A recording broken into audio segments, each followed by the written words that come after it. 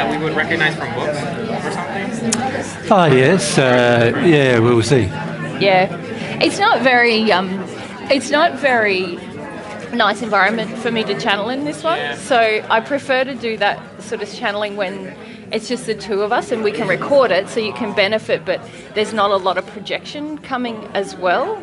I find, yeah. Would those here be more developed? Yeah, potentially. Yeah. I don't know. Harder for you to channel more? Well, yeah, and also when we're correct, it's more about when we're correcting things. So, people from books, they're going to correct. I want to make sure that it's very clear. When we're dealing with spirits' emotions and stuff, that's very easy to channel, and it's not sort of a correction of something prior and stuff. So there's less, it's just a freer experience. It's still hard in this environment because there's just other people's emotions as well, and it get easier the more I develop. Yeah. But I think probably realistically the ones from books we'll do at a different time. Okay, so what about the ones today where I don't know. But yeah.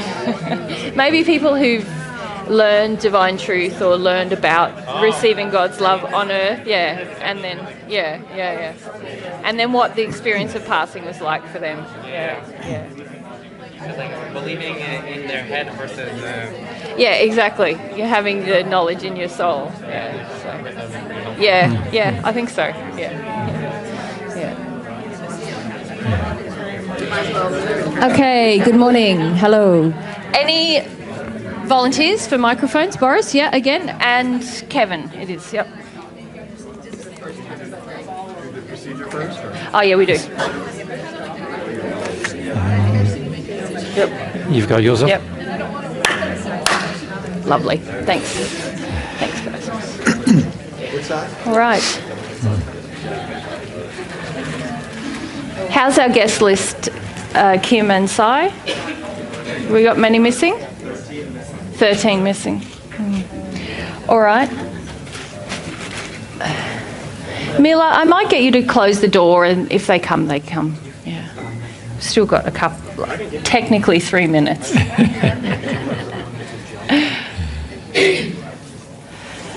I probably don't need to remind anyone because you probably all live by your phones, but tonight, daylights, the clocks will change, yeah. So that means tomorrow, we'll still be here at 11, but it'll be a new 11. Yes, yeah. It means you get an extra hour to sleep, doesn't it? Yeah. All right. We'll just give it another minute or two, but.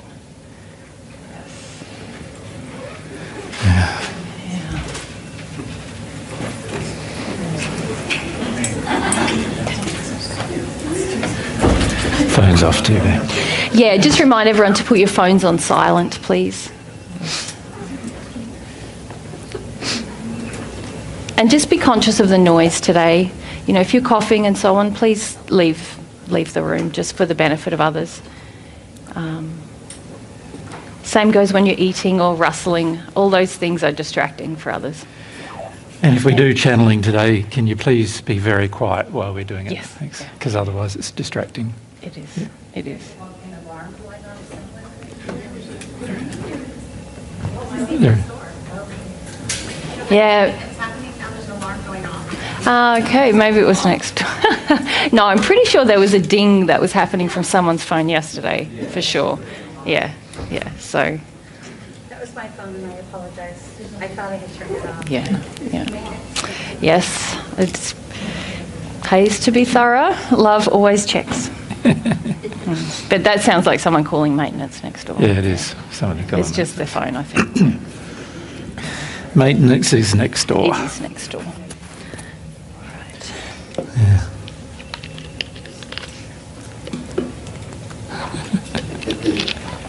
Okay. We'll just wait for Mila to come back.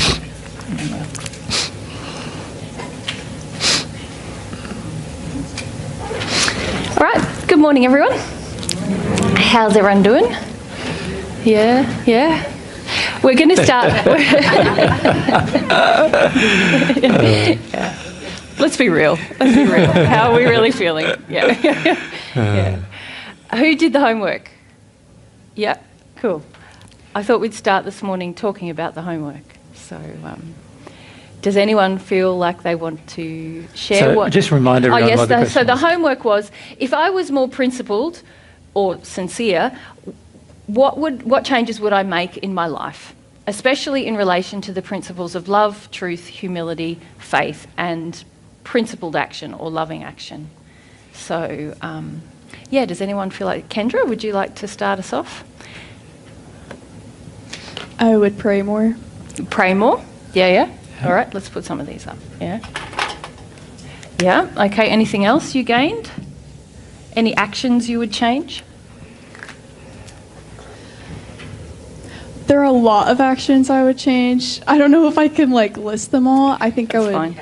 Yeah. I think I would stop a lot of self-judgment because I would know that it's not a real emotion. Yeah, not productive. It's a big one for me. Yeah. All right. Who else? Alicia, if we come here. Hang on, wait for the mic. Right. Yeah. I would, with prayer and with feeling, I would take more time to do that rather than rush into what I think needs doing. Yeah.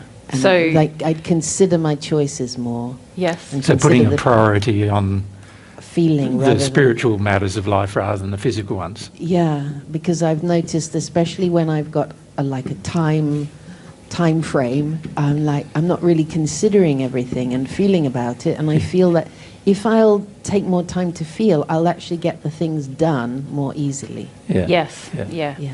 But there's usually an addictive reason why we busy ourselves, and that's the Yes, thing. exactly. Yeah. So To I want avoid take- feelings. I want to take more time to feel so that I'm more recognizing my addiction in there. Yeah. Okay. Thank All you. right. So far, we're playing it pretty safe. Yep. Jordan. Be truthful in all my engagements and relationships and with God. Yeah. Yep. Yeah. Okay. So that one's about with God and others. Yeah. Yeah. Oftentimes with God we feel quite like we can be quite straight and honest, but when it comes to our relationships, oftentimes we don't, hey? Yeah. So oftentimes when you try to be more truthful in relationships, you start noticing that nobody really wants to hear the truth, and you often really don't want to say it either. You know? Yeah. Yeah. Yeah. Shows you your investments. Yeah. And then it would be more loving towards myself and others and God as well. Yeah. So, Yeah. How does that look, though? That's right. Yeah. It's What sort does of- it look like to be more loving to others, for example? well, being truthful with them, one, and then honoring their free will. Yeah. Can I mention one that most of you seem to not do, and that is be interested in other people. Most of you seem only quite interested in yourself, but not very interested in the lives of others. And if you love people, you're interested in them, aren't you? Yeah. Anything else? I got a lot, but Yeah, no worries. All right. What Some do- of them too personal sometimes. yeah. Many of you we see are very worried about sharing personal things. Yeah. Which if you think about many of our videos from Australia, everyone's quite open about their personal things. Yeah. But when we travel, everyone's quite closed about their personal things. Yeah. Yeah.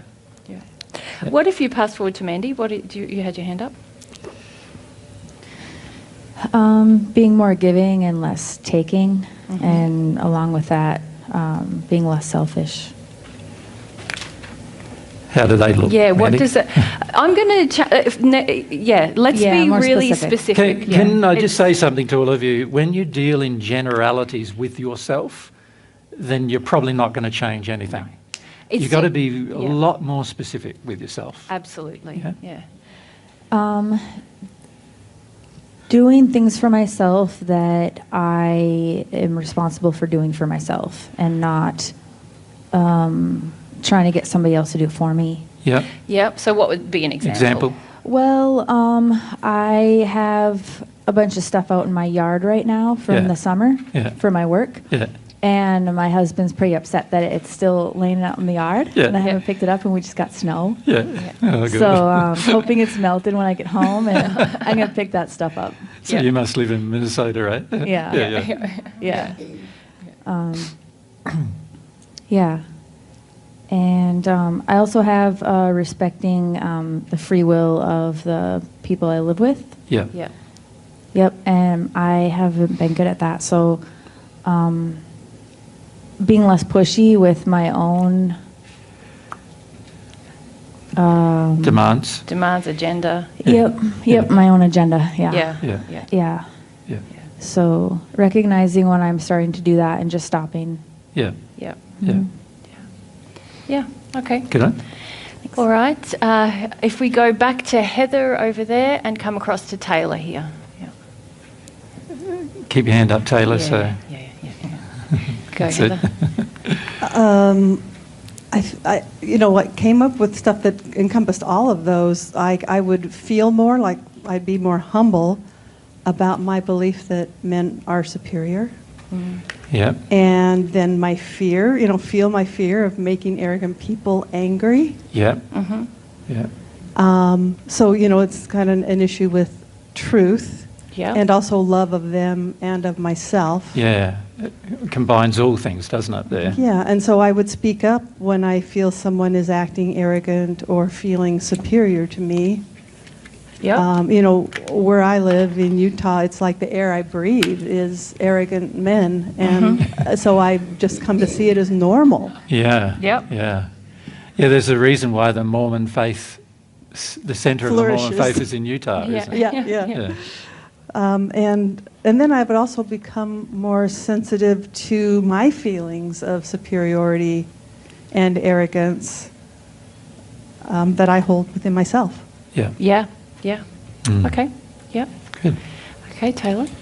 Okay, I definitely relate to her because I'm also from Utah, and so that's a hard one. It's a really hard one. But I think overall, it's my addictions. I have an addiction to marijuana. It definitely takes over my life, and I never thought it really was one till I've noticed it, but last night was really hitting me. Yeah. And I've realized the times that I thought that I've gotten God's love, I was under the influence of marijuana, and so it really rattled my heart, to be honest with you. Yeah. Yeah. But Yeah. I think that's one addiction. Another addiction would be this, I haven't quite understood it, but just to seek this validation from men and willing to borderline cross boundaries with that. Yeah. And it brings me a lot of pain. But again, in Utah, I feel like it's very heavy as to they see that I'm like a single woman now, and I'm very heavily I want to say influenced, but tempted to become a part of the LDS religion, or a lot of these men will definitely have came into my life acting as if they are friendly, Yeah. but I see that they have more negative intent. Yeah. Yeah. And it's very hard for me because I have fear. I don't want to be forgotten or alone, Yeah. so it's Yeah. it's very hard. So I think the addictions. Yeah, but that's Yeah, very good. It's Very it's good. like very good insights. Yeah. Cleaning up your kind of emotions and what you allow with men sexually, whether it's like allowing projection or sort of seeking projection in order to feel valid or not alone. Yeah. That's a very good insight. And giving up marijuana, marijuana and all drugs really impact on your ability to live in harmony with all of these principles, actually. Yeah. Yeah. Which I must make a sort of blanket statement here. Whenever you're on any drugs, you cannot receive God's love. It would be against So God's- it's just a straight, you won't be receiving God's laws. love. Yeah. Yeah. I unfortunately thought for a long time it got me closer. No, we It's get a- closer to some spirits, of Yeah. course. Yep. Yeah. But not to God. There's many spirits who want people on earth to take drugs because they share in the experience with the person on earth, and it also allows a much stronger bond between the spirit and the person on earth. Which is odd because I found my father deceased and he had drank himself to a point of being dead, and I felt the spirits come with me the day that I found him. And I'm not a big drinker. I don't drink. Yeah. But, oh my gosh, the temptation that Yeah. came. So, Yep. yeah, I'm like, okay. Yeah. Thank Yeah. you. Yeah. Yeah, good insights. All right. If we go to Boris and then back here to Lara. Yeah. So I found that I really need to confront some truth about God. Yep.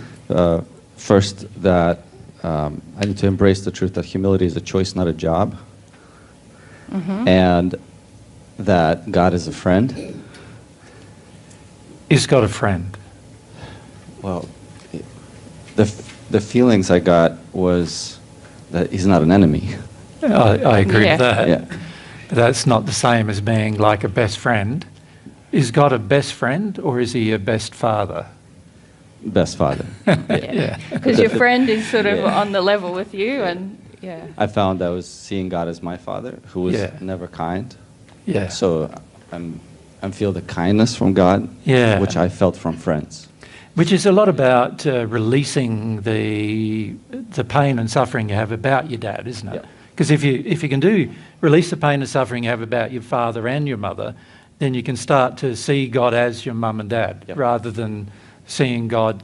So a lot of people try to see God as friend, but then that also neglects the concept of God's authority in your life, right?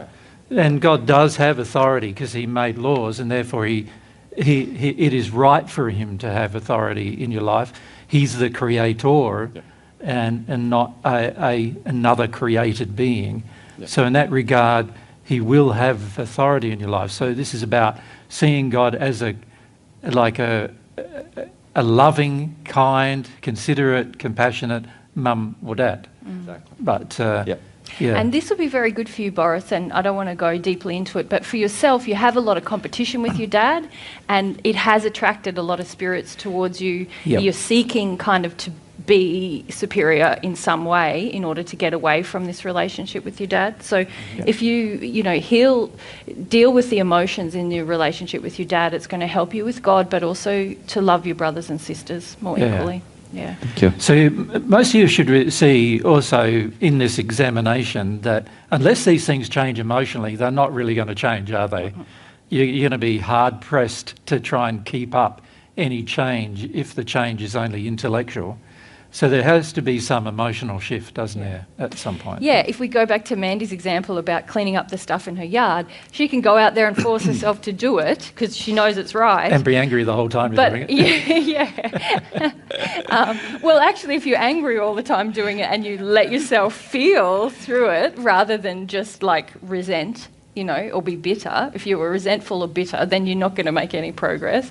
But if you let yourself feel, wow, I hate doing this stuff, I want someone, and let yourself go into what that's about, then you've got a chance to make an emotional shift. But if you just go out there, robot, okay, I'm going to get through it, that's also not going to change anything. You'll have to do that every time. So, yeah. Okay. All right, who's next? Yep. I will go off antidepressants and allow everything that comes while striving to be truthful. Yeah, now, just a comment I need to make about those of you on medication, on prescribed medication. You're going to have to take a lot of care coming off of it. Yeah. Because do it responsibly. You need to do it responsibly. And the reason why that's the case is because there are chemical changes that medication has already affected in your brain, and also, so therefore it's affecting your body systems all through your physical body. And if you come off of these, most of these medications are designed to become reliant on them. Yeah.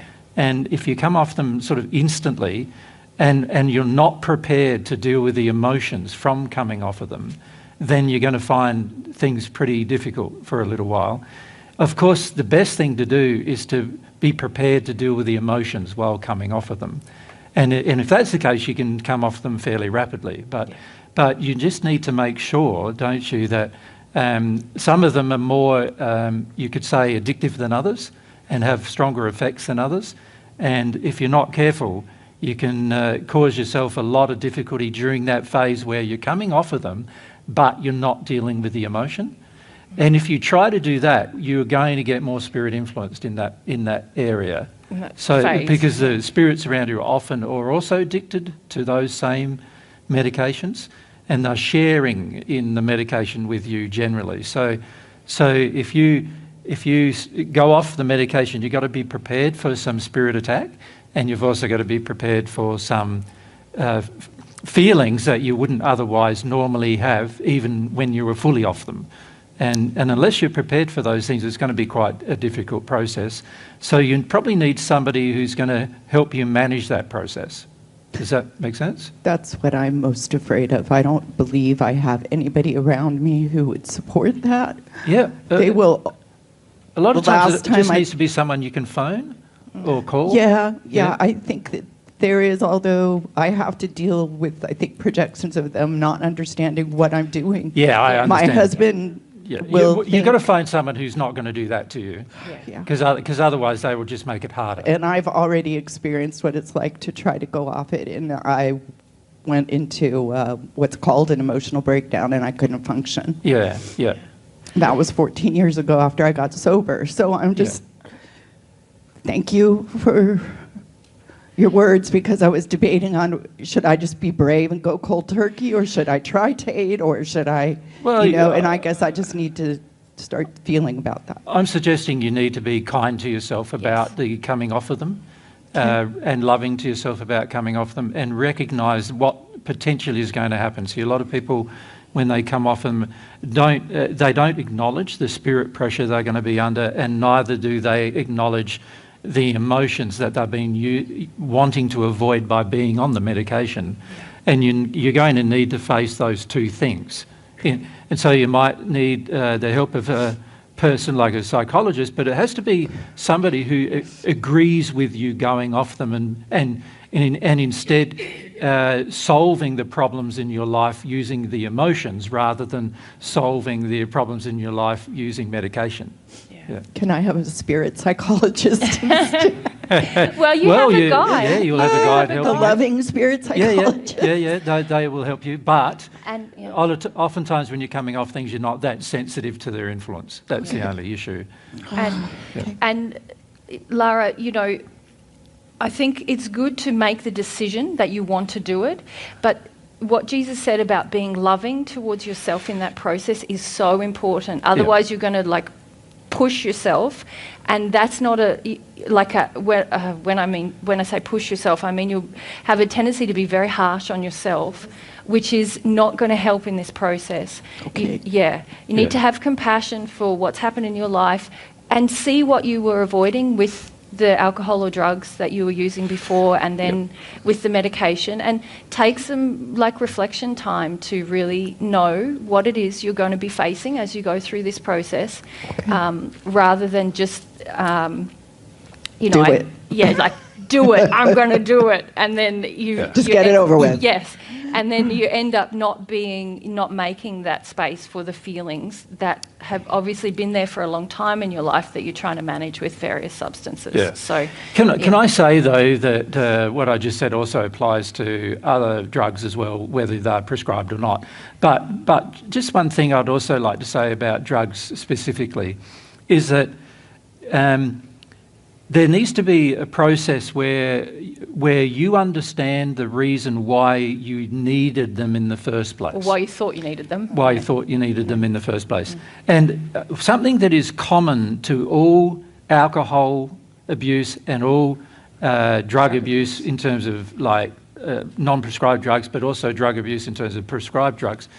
Something that's common to all of these things is the strong desire and the strong spiritual belief that you should not have to feel a painful emotion, that you should be able to get away from feeling a painful emotion. And I learned it from my father. My whole family. Yeah, that's right. And usually this is a childhood thing. And in addition to that, usually there's either oppressive things that occurred in a childhood or the opposite of oppressive. In other words, a complete tolerance of any behaviour in childhood without there being any correction. It'll be one of those two things. So there's a certain psychology that occurs in childhood and also inside of the person that causes them to be attracted to any drugs of any kind, including prescribed drugs, in the sense of seeing that as a solution to your problems. And So can we just say we need to deal with the belief? yeah, And we talked about beliefs last weekend, didn't we? yeah, So I need to emotionally deal with the belief that I shouldn't have to feel hard things. Can I ask one quick question? Sure. The paradox that I'm feeling right now is I'm not going to get to those feelings on the antidepressants. That is true.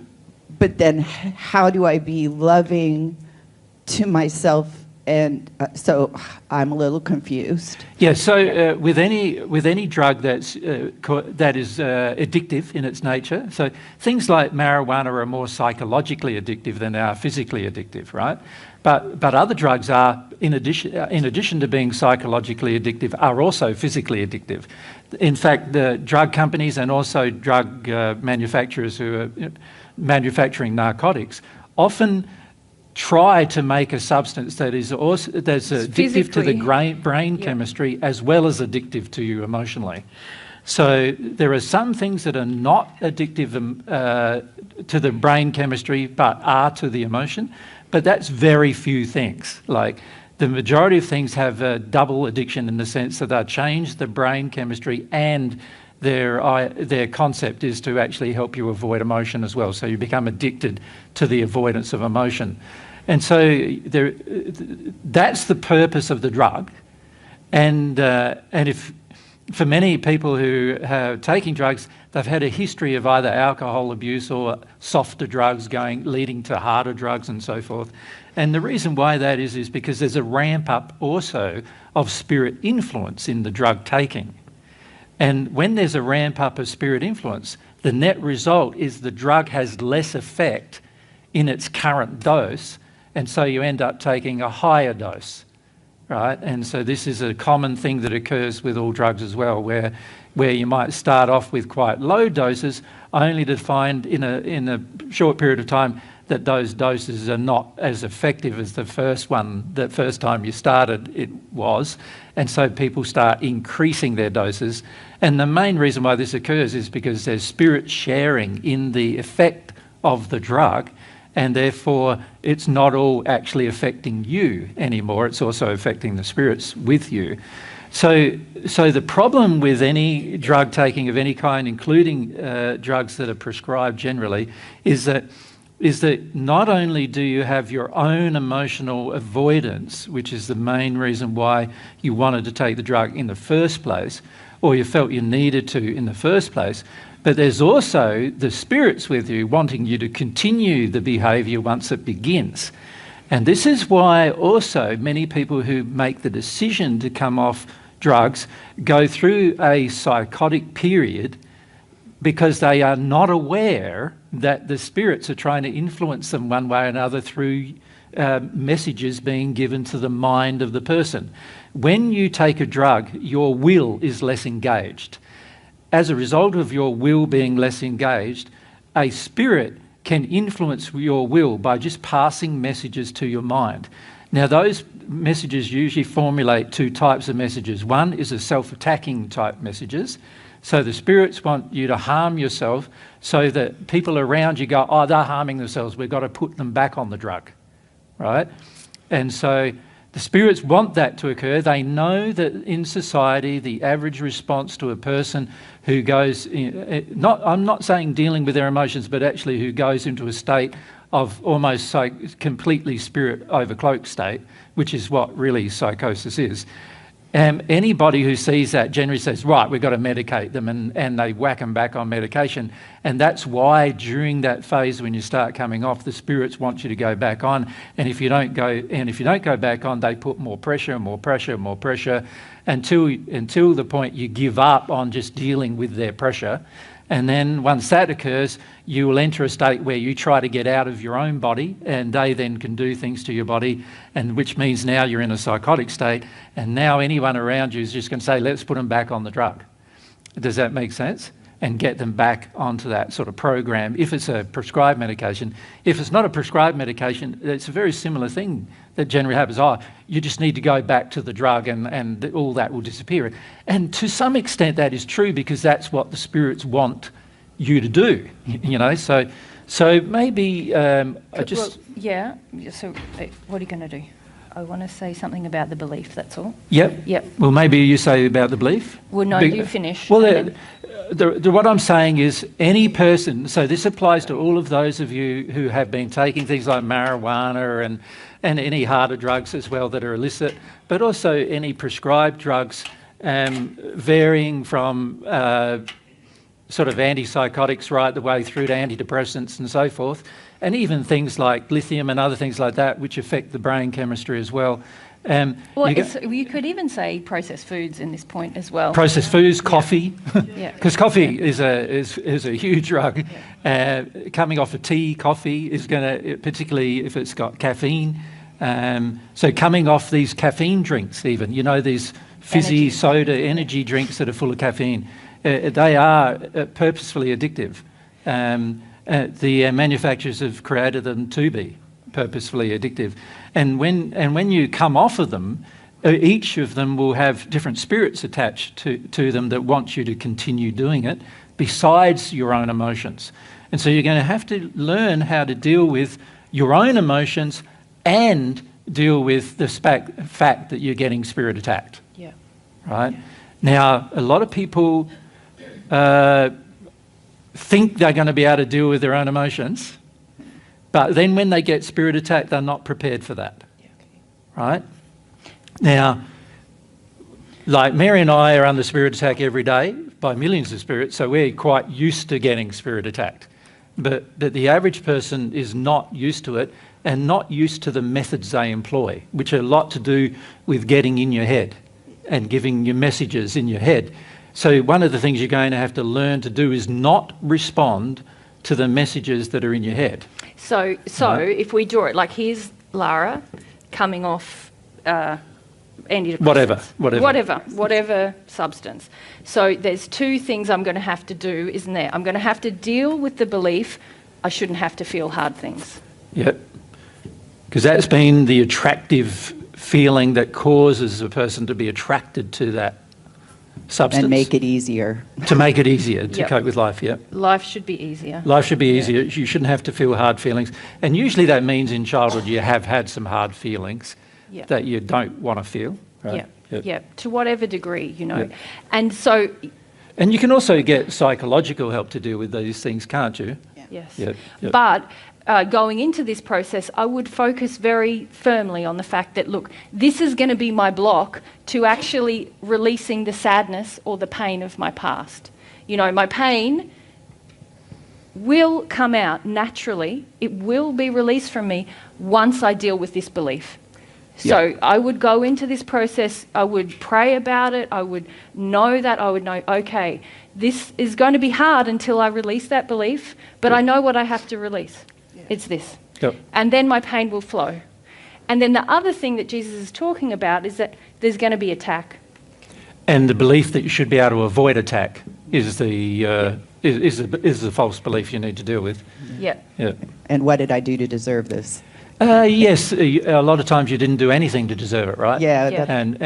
But the average person, particularly if you've been attacked in childhood, you start believing it was because of your fault somehow, and that is something you're going to have to address. That's a false belief as well. It's not your fault that you got attacked in childhood. It's that was the bad behaviour and the unloving behaviour of others who did that. So it's not actually your fault, and so you have to work through that emotionally. Stop blaming yourself for it. And start to see that there are some people who just want to hurt children, and they do, and unfortunately some of you have grown up with them, as parents, some of the people who want to hurt children. Yeah. And in this one here, you can also pray for God's help to prevent the attack while it's happening. So a lot of people don't have that kind of faith where they feel that they can pray to God because they feel like they deserve the attack. So if you feel you deserve the attack, you're not going to probably pray for God's help to prevent the attack because you feel like you deserve it anyway. Does that make sense? Yes. So unless you feel that, so one of the beliefs is I deserve attack, that needs to change to I don't deserve attack. Yeah. And so we're going to pray about all this. There's going to be a two-pronged approach. I understand. This is what I'm going to do to deal with any substance addiction, actually, whether it's food or drugs or whatever. I'm going to pray about the fact that, one, I need to change this belief emotionally. I need to go through some things where I come to believe not only will I need to feel hard things, but I can cope with feeling hard things. It's going to be fine. And actually it would be good for me to know how to feel hard things, because that means in the future I'll be able to feel anything and get through it. I won't be restricted in my life anymore by the fear of pain. So I'm going to deal with that belief, and then I'm going to deal with whatever my response is to attack. So for some people, they use substances because hard things have happened, but they've grown up in an environment where they're taught you shouldn't have to deal with this. Let's use a substance. So that's you, and that if someone's attacking you, you're responsible. You're responsible for it, and you're not. And so this is how addiction really forms. Because you sort of start to use a substance, and then you attract spirits who like also the substance, and then they attack you if you try to stop. Now you can see with both of those beliefs, it's easy for spirits to influence both beliefs, isn't it?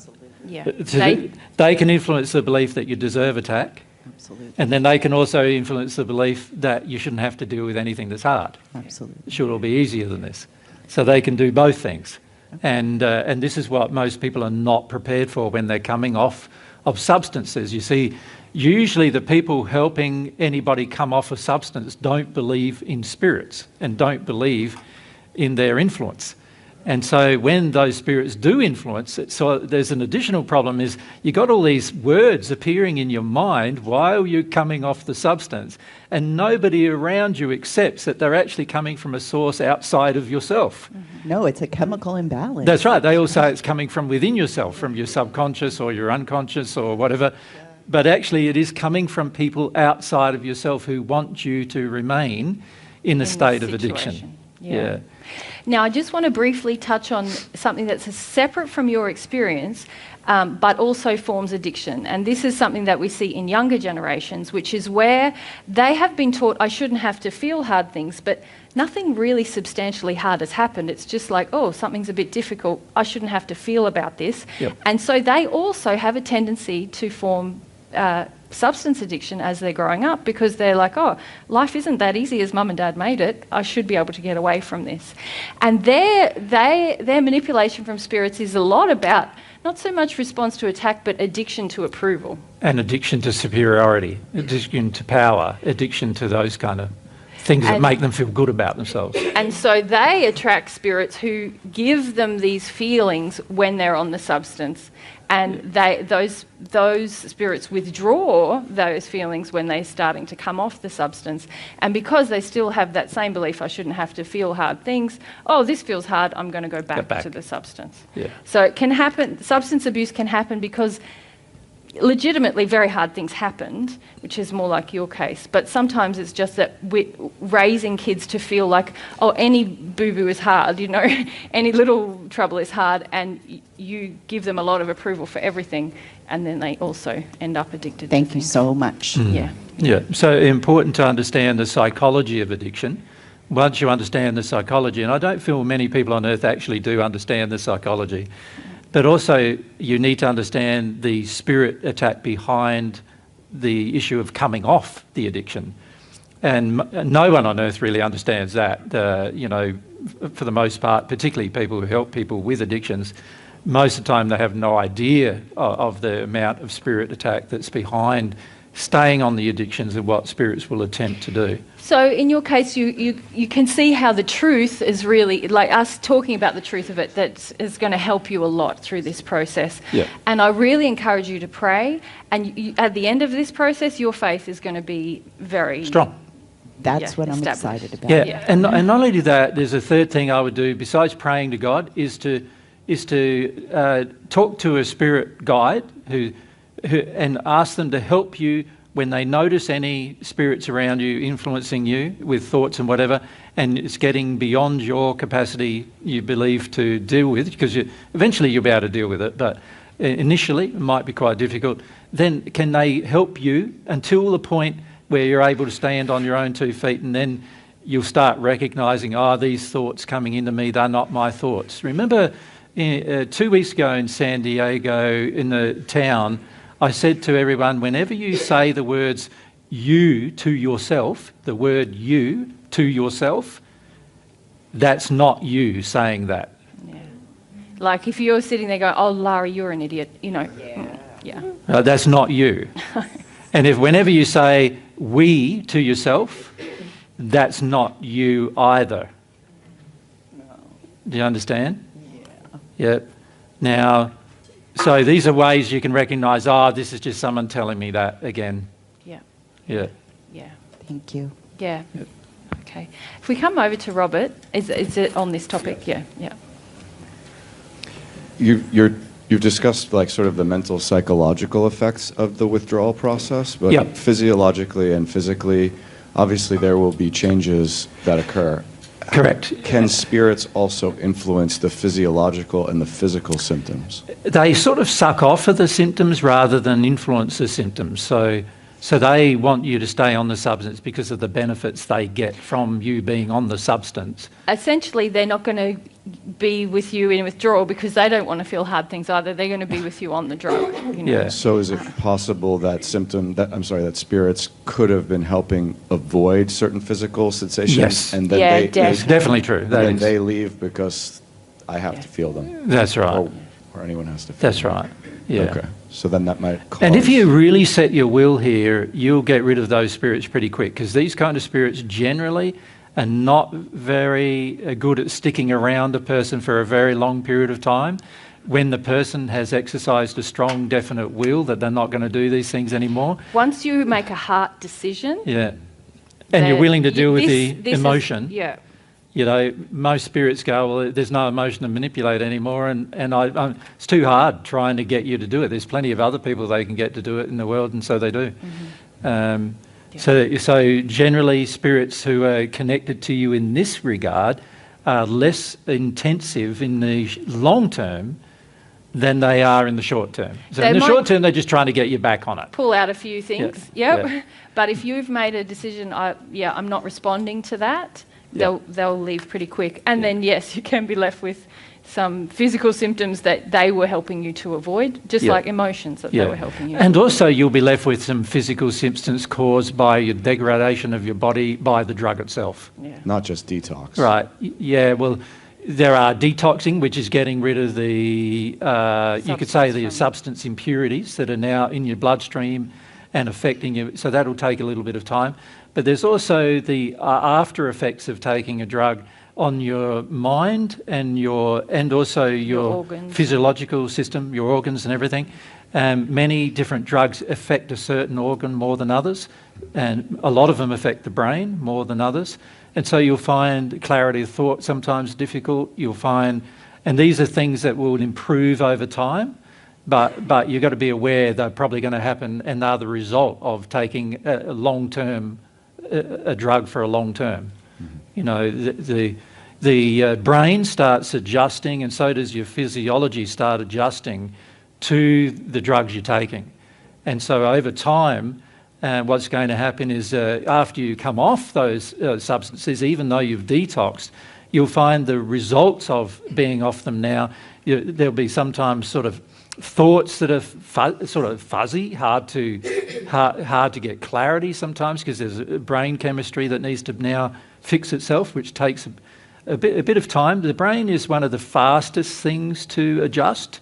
So the brain normally adjusts within 6 to 12 months, usually within a year. The brain adjusts. It's rare for the brain to take 7 years to adjust. Every other part of your body will be adjusted usually within 7 years, but some parts of your body will adjust sooner and others later due to the makeup of that part of the body. So there are some parts of your body that are more based upon water and have more water in those parts of your body. Those parts of your body will adjust faster, than other parts of your body. You need to learn how to drink a lot of water, like 2 or 3 litres of water a day at least. You need to get a bit of exercise through the process once the process is done, and you want to just help your body, be loving to your body so that it recovers from the long-term effects of taking that particular substance. Yeah? Okay. All right. Are we going back to homework? Well, let's. Is there anything any more on about this that topic? subject? Yeah, Because so if we I go know a back few of you have taken drugs and all these other things. If we go to Matt over here and Robert over here, Yeah. please. Yeah. Hi, thank you. I'm kind of in a unique situation. Well, not unique, maybe. I'm an administrator at an assisted living, and we take Medicaid folks. So we try to get folks out of the shelters and into an environment where they can actually function. Yep. And we do there are some folks under our care that require certain medications for diabetes and Parkinson's and stuff like that, right? Yep. Let's separate some of these things, can we? Because diabetes is an interesting problem too. Usually it's very heavily spirit influenced diabetes, and frequently can be actually completely cured without the need of taking medication at all. When it comes to something like Parkinson's, where you've got a degradation of brain chemistry and brain... It doesn't matter the cause. Yeah. It's just different. A different cause, then of course that's a lot about the brain function and what's happening to the brain function as to why that's happening. And there is a lot involved in diet in that as well. And this is something that a lot of Western civilization, shall we say, is not very interested in the actual causes of many of these so-called diseases. And many of them are not what I would classify as a disease, but rather as a problem with regard to either the emotional state of the individual, the physical habits, the physical driven by habits the of the emotional individual, state, driven by the emotional state of the individual. Now, under certain circumstances, and some of the only ones I can think of are when the person has an intellectual disability. These kind of things then become very difficult to resolve using what I would classify as changes of behaviour or habit. When a person has an intellectual disability, they don't have as much cognitive function and reasoning function, and so it makes it more difficult. But when a person has clarity of reasoning, a lot of these things that we say are diseases that people take medication for are actually not diseases, but rather diseases of the body, but rather diseases of the emotion, like they're due to emotion and spirit influence, many of them. And so, and in the 1900s, it was quite, when I say 1900, I mean the 19th century, the late 1800s, it was well known that many of people's problems were related to spirit attachments. But during the 20th century, so from the time of during the years of the 1900s to now, there's been a constant eroding of any investigation or any research into the effects of spirits and the effects of diet and other things on disease, because pharmaceutical companies have been driving the need to just have a pill, more medication, and so there is not a lot of definite research that's going on with regard to spirit influence or with regard to even habits, in terms of what you eat, what you drink, and the things you should stay away from if you want to be healthy. And because of that, we end up with this sort of world now where a lot of people are now highly reliant on medication. I think in your country, I think 40% of people take antidepressants. Around about that, I think, is the figure. That's a lot. It's an incredible amount when you think about what's actually happening to the brain, but also what's happening to the spirit influence in that and what that encourages.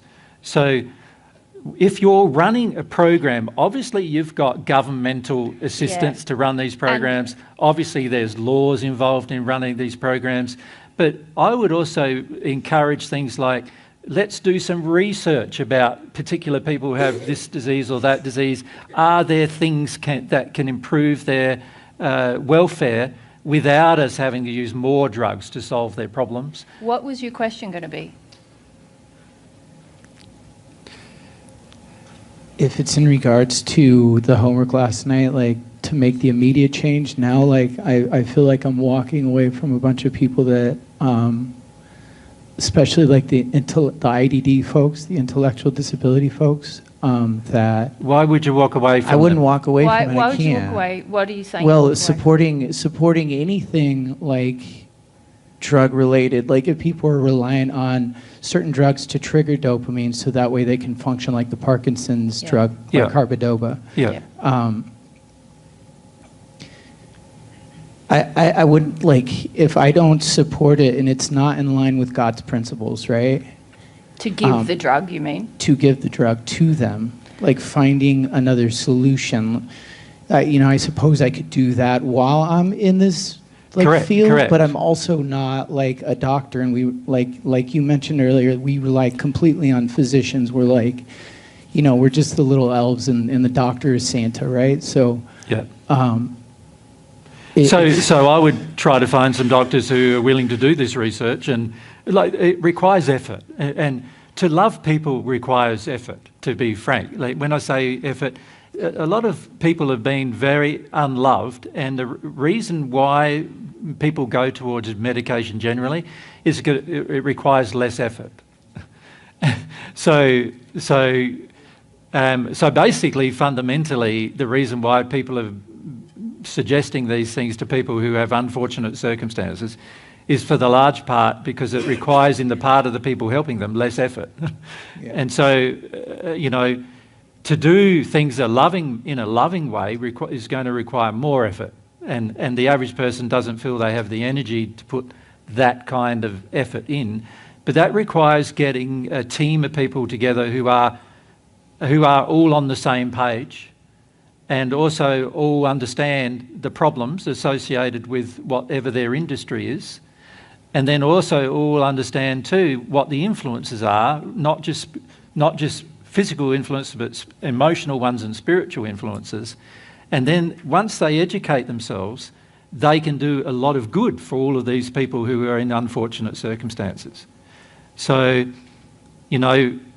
we have a lot of friends who are working in the same kind of field as yourself, and they are, it's interesting because they are attempting through their interactions with the people they're working with and also through the medical profession, they're attempting to have new research and they're attempting to influence people down another road and just see where that takes them and do experiments. And when I say not on people, I'm saying, do experiments with diet and whether that improves things and so forth. Things that are not potentially have a dangerous outcome experimentally, but things that are actually just logical to apply. And in the end result, they find that the people who really want to change their life feel very attracted to doing these things, whatever problem they face. And that means then there can be an improvement of the situation. So you're not prescribing the medication, you're not a doctor prescribing these medications, you are dealing with the people that have got the results of them. And it's a complex situation that these people are in as well, isn't it? It's not someone who's got a regular home and a regular job who's just taking some medication. There's a complex set of social and emotional and physical issues going on. And spirit issues going on. Yes. Frequently. As you probably know, you often see the person influenced, right? And you often see this, we see it in children and adults many times. It's quite obvious what's going on in many cases. It's just that the average person in the scientific or medical community doesn't want to accept what's going on because of their belief systems, because they don't believe in an afterlife and they don't believe in spirits and they don't believe in God and they don't believe in, emotions, dealing with emotions either. So, you know, a lot of their belief systems preclude them ever finding a solution. And even if those physicians were out there, the state still wouldn't pay for it. That's true. That's very true.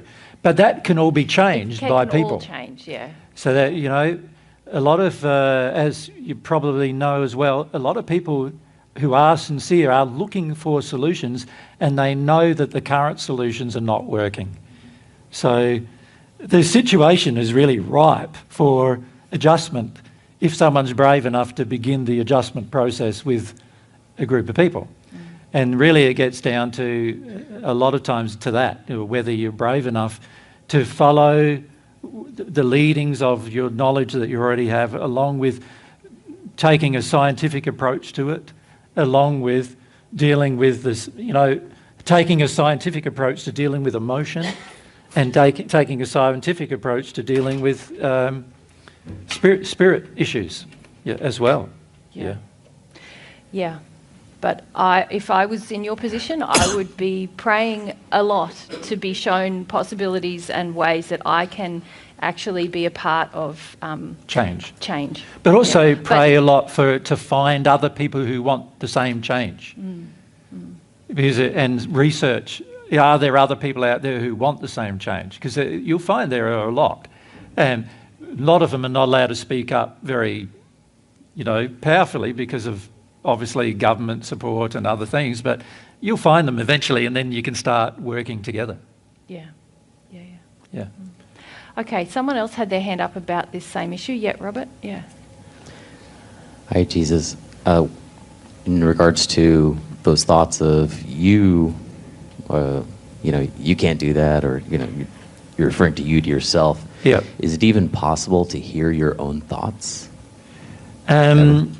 In terms of a voice, no. It's not possible to hear your own thoughts. Your thoughts are not generated through your hearing, through any oral pathways that are in your spirit body or in your physical body. They're generated by your spirit body's brain, and they actually are triggered by soul emotions. When it comes to hearing the thoughts of others, yes, of course you can hear them orally, both in spirit form and in physical form. And those thoughts, you know, obviously all of you are used to hearing the thoughts of others through your ears, because that's how most people communicate with each other, right? But many of you are not used to the idea that your spirit body has ears and it's hearing things too, and those things are going into your brain as well, and they are generating thoughts. You know, those thoughts are being expressed to you from other people. So, yeah, it's about understanding how the human is made, as to how these thoughts originate, how they enter you. They enter by choice, by your choice, your openness to receive them.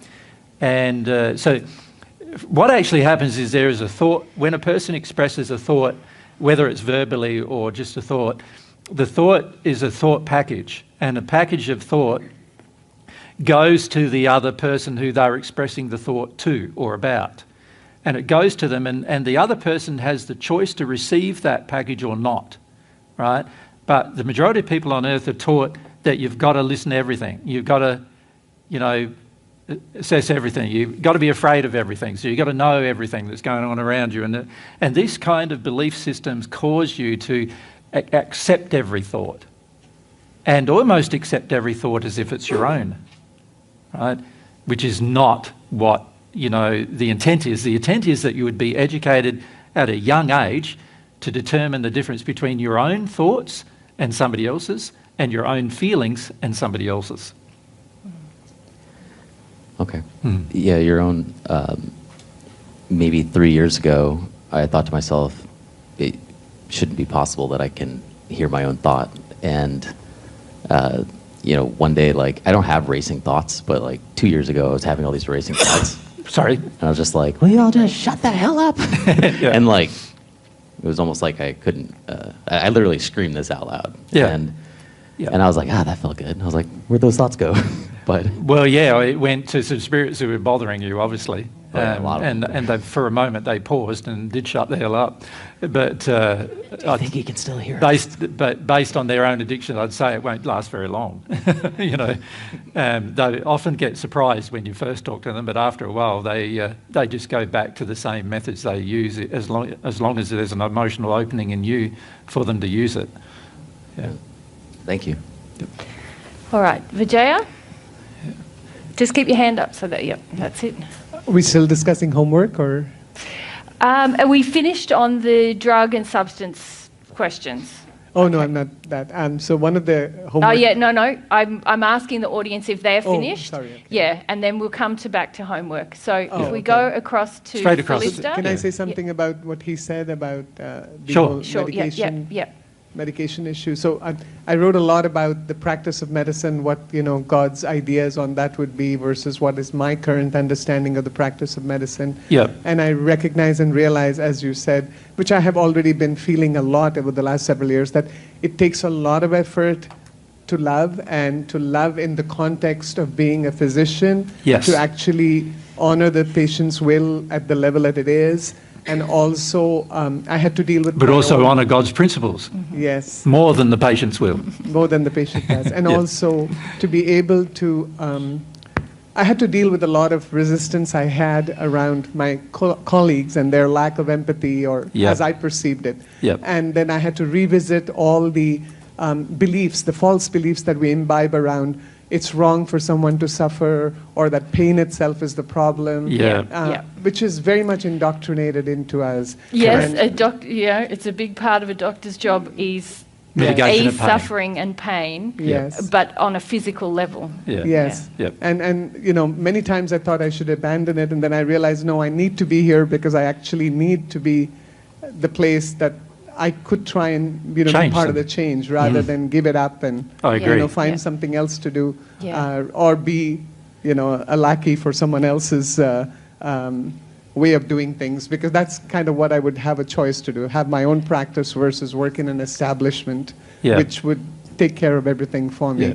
And the system has a lot of problems with it. The patients have a lot, they've been programmed. I mean, people come in and they tell you what they think you want to hear. So Yeah. when you say, no, I want to hear everything, they don't see the relevance. No. And if you read my reviews on the web, they'll go, oh, she said my heartburn is related to my relationship to my father or my mother, and I have no connection. Yeah. She's whatever. They, Yeah. they either love you or they hate you. So Yeah. you have to go through all of the Disapproval trials and and- tribulations. Because Correct. faith is actually the biggest part, that helps. Faith in their ability to heal, which is what I'm trying to incite within them.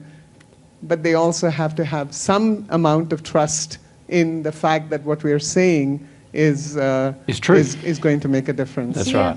And ultimately, you do have to respect people's free will choices. I don't mean that you have to meet their free will demands, but it is an individual choice to deal with your own pain, and you can't force a person into that. So Yes. it's a part of your. But also it's an individual choice to not support them, avoid their own pain. Correct. Yeah. So, we have plenty of people who talk to us, who want us to support them in their own pain, and we won't engage them as a result, because they want to continue staying where they are.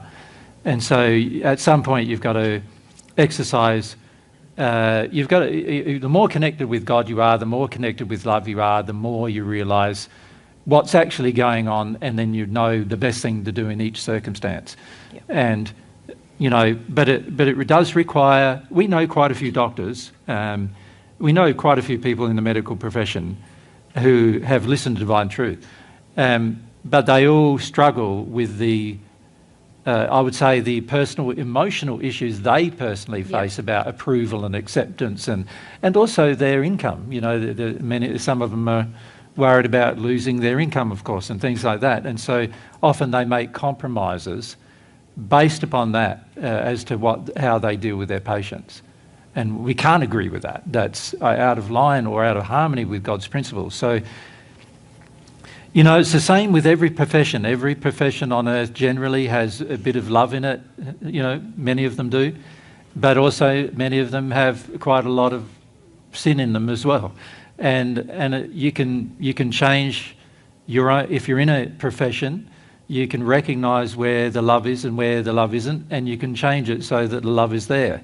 But that does require bravery, because the average person on earth, as we keep saying, is in the hells. That means the average professional is in the hells too.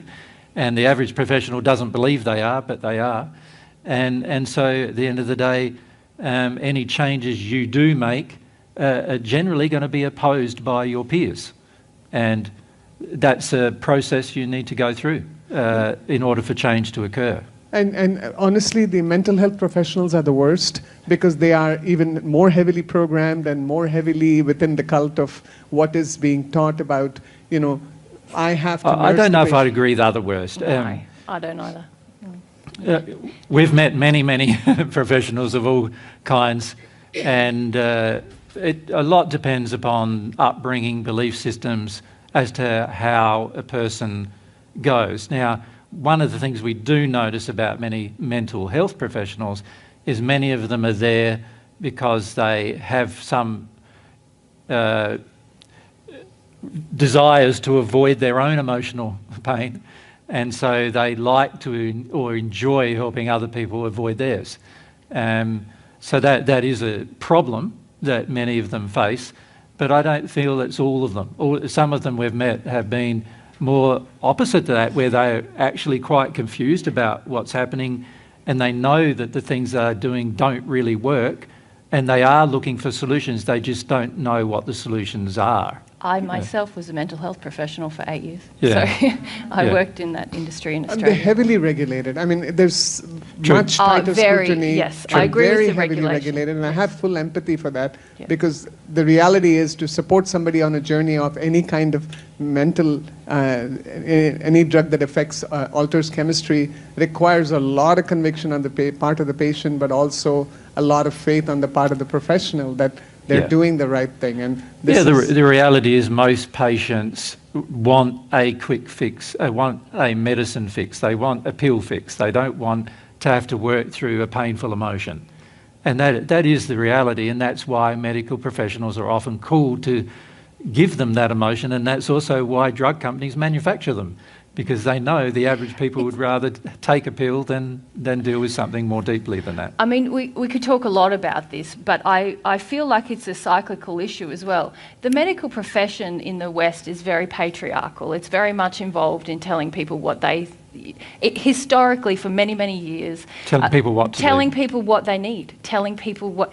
And so there's sort of this cyclical thing that happens where people want that, but also then they're given that again and again. And my own grandparents, if a doctor said something, that was like God had said it. Right. This is not that far back in our history, this very kind of patriarchal idea that you don't know what you need, these people tell you what you need. And so I think there's a lot of shifts that are required, that are deeply like spiritual and emotional shifts that have to happen on the part of people who practice medicine, actually. Because that's a part of your training, is actually to give people that sense that you're here to rescue, that you're here to tell, that you're here to... And I understand you're working on that yourself, but within your profession, that's still very prevalent. If you look at the Hippocratic Oath, a lot of what's happening in medicine today doesn't meet the requirements of the Hippocratic Oath. Not at all. Certainly not ethical. And when you start to understand all the influences upon a person, not ethical in hardly any way sometimes. And so, I think there are plenty of opportunities in the medical profession to change all that.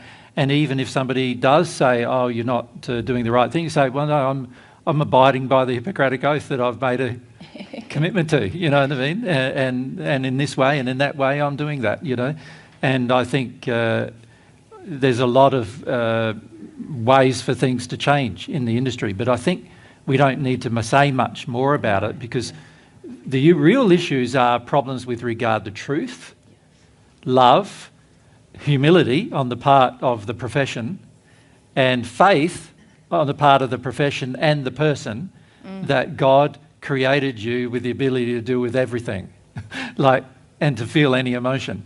And you can see that if a person had those feelings, then it would be relatively easy to do things. So if it was me on medication, if I was on medication, I would go off the medication.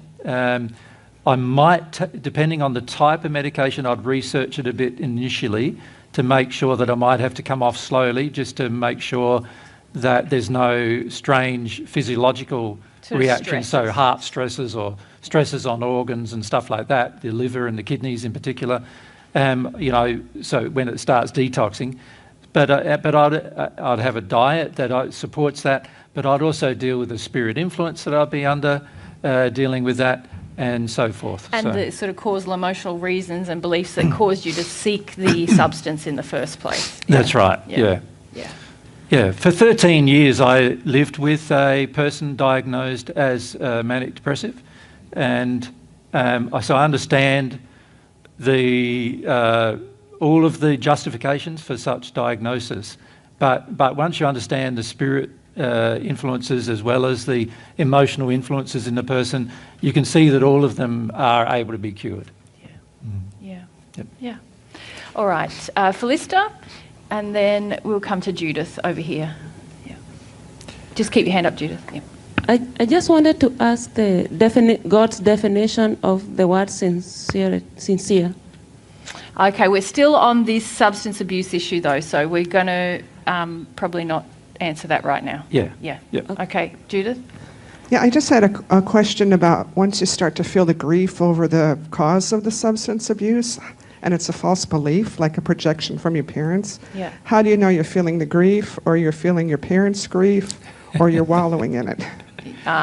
Because I was feeling a lot of grief this morning, and I don't know whose it is. I think it's mine. It doesn't matter whose it is. If you're feeling it, you need to feel it. Yeah. So the principle of humility would say, if I feel something, I need to feel it.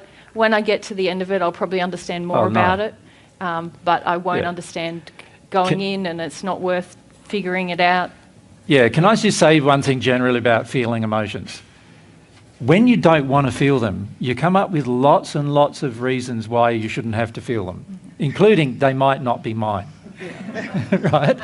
And so why should I have to feel them? Or somebody else caused them, so they should feel them, or whatever. Emotions are stored in your soul, not somebody else's.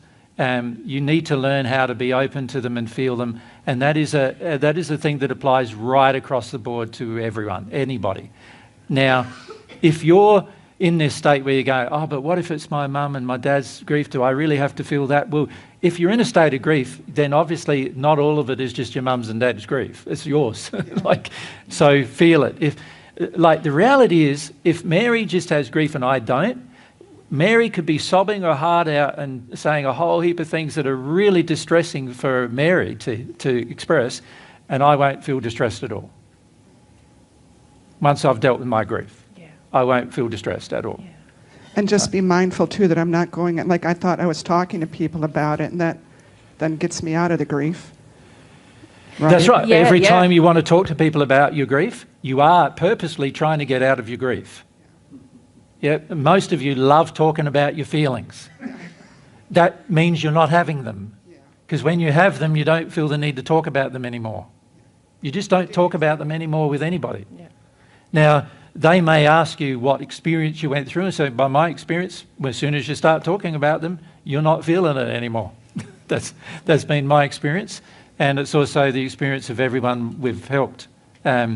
As soon as you start talking with other people about your feelings about a thing, you're doing it to get commiseration, approval, acceptance, and a lot of other addictions met, and so you're never going to get to the bottom of the feeling doing that.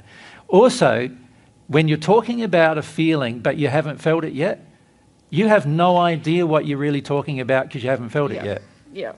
You understand? So the average person thinks, I know what this feeling is. No, you don't. You don't know what a feeling is until you're done feeling it. You have no idea before then at all. Many of you think you do. You don't. You don't know until you've done the feeling, right? The nature of feelings are such that your mind is only capable of understanding the feeling once the feeling has been felt. Before then, the mind is trying to avoid the feeling. Trying to identify it to control or Trying to manage it. re-identify it, rename it as something else so you can avoid the feeling.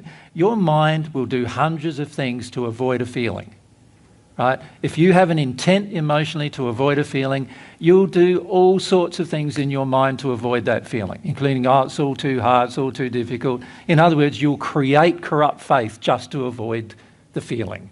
You'll do all sorts of things to avoid your feelings. And your mind is great at just responding to the demands of your soul to avoid the feeling. And your mind is happy to tell you a bunch of lies while you believe it's all logical. Yeah. Right, in your own head you believe it's all logical, but it's just a bunch of lies because you just didn't want to feel the feeling. You know? So every time you want to share your feeling, every time you want to, help somebody else with their feelings, every time you're not feeling feelings. Every time you want to identify the feeling before you feel the feeling, you're not feeling feelings. You're never going to feel a feeling that way, right? So there are just so many things that humans need to be educated about feeling feelings that it's much more simple than what everybody thinks. All you have to do is be like a child and feel the feeling. Yeah. Then you will know what it was about. You don't have to talk about it. You don't need anybody else to share it. You don't need anybody else to help you. You don't, because you're the pinnacle of God's creation. Like, you can handle it. They're your own feelings, for goodness sake. You can handle them. They're already there. You're already them. handling them one way or the other. So you can handle them. And whatever they are, how hard they are, you can handle all of them. All of them. Without exception, right? But the average person is told from a very, very young age that this is not possible. And mothers and fathers say by their own behaviour that it's not possible, because most mothers and fathers don't do it. And so most of you end up growing up in this really weak state, which says to yourself, I can't handle it, I can't handle it, I have to know it beforehand, I have to control it, I have to do all of these other things in order to have a feeling. I need some help, I need some medication, I need whatever. And this is all due to a lack of education about how you've been designed in your soul to handle feelings. Yeah. And it really changes your relationship with God when you understand I can have my feelings. Yep. Because before then, we're really approaching God like we're approaching all the other people we're talking to, of like, oh, could you help me with this feeling? Or can you? And God is never going to participate in that until we learn, no, I can have my feelings. My feelings are in me. So, yeah. You'll only understand your feelings when you're done with them. That's when you understand them. You will not understand them beforehand. Stop trying. You will not understand. You'll guess, and often you will guess wrong, but you won't understand. You will only understand when you're done feeling them. Right? Thank you. All right, Sai and then Naya. Naya, is that so? Right, yeah. In relation to the relation between diseases and spirit influence, and how you mentioned that in the late 1800s or 1900s there was some research. One of the things that I struggle in terms of understanding that is, before Divine Truth, I've watched some mediums do this, and people who go to mediums have this general feeling that, oh, if a medium can connect to my ancestor and share this one thing that only we two know, that emphatically proves to me that the medium is doing the right thing or connecting to the right spirit, and I can trust the medium. And so, along those lines, how hard would it be for all the doctors and even for myself asking this question to emphatically prove in a manner that appeals to everybody as scientific the existence of spirit influence? Okay, so we're back to Sai's favourite topic is, please help me to avoid my lack of faith. if we trace all of Sai's questions, this is just like, I don't have any faith, fix it for me. That's really this question, isn't it? So in your own, you're a software man, right? Yes. You program. you know that when you understand a programming language, you have to firstly learn it, don't you? You have to learn the language. And then when you learn the language, you know what the language is capable of doing. Then you can put together a whole heap of things, can't you, to build that language to get it to do a thing for you, right? The same applies to really any form of endeavour. You've got to first learn the principles that apply to that form of endeavour. It's like learning a language. So when it comes to your soul, the people who are channeling people's souls, which are really, you know, people who are mediums, most of them have not learnt the science behind it. They have just been able to do it since childhood, and they've just listened to spirits tell them things, but they do not understand any of the science behind it. And this is the problem that I have with mediumship as it occurs on Earth in most cases now, is that some mediums can tell you that one thing that only you and that person knows, but that doesn't mean that that person that they're channeling knows everything. They just know this one thing. And so a lot of times you will trust more the medium who gives you the one thing. You trust that And by the way, spirit the medium knows next to nothing as well, about the oftentimes, spirit life and the spirit existence. because they've done there's no science done by the medium to understand how it all works. And we met mediums all the time, and they are completely wrong with how everything works in the spirit world and between spirits and people on Earth. They have the ability to transmit some information at times, frequently not the information the spirit is trying to share, by the way. And there's a whole slew of reasons why that is the case, because they don't understand the science about it. Now, this group isn't about understanding the science of mediumship. No. At We some may do point, that. we will do a group about understanding the science behind mediumship and how it all works, right? And understanding the laws that are involved with mediumship. At some point we will. But what I want to say to you is, if you do not understand the laws involved, which is like a language, like a programming language, if you don't understand the structure of the laws involved with anything you do, you are not going to be able to do it very well. Now, this is the problem faced by the scientific community and the medical community. The medical community does not understand the soul. It doesn't understand the spirit body. It only has a bare, rudimentary understanding of the physical body, and it doesn't understand any of the influences from the soul or the spirit body on the physical body. And they're trying to cure the physical body without the understanding, right? And there's no science anymore to get the understanding. It's all just like pharmaceutical science. It's not science relating to the human soul and how the whole soul works. And because there's no science, there's not going to be a solution.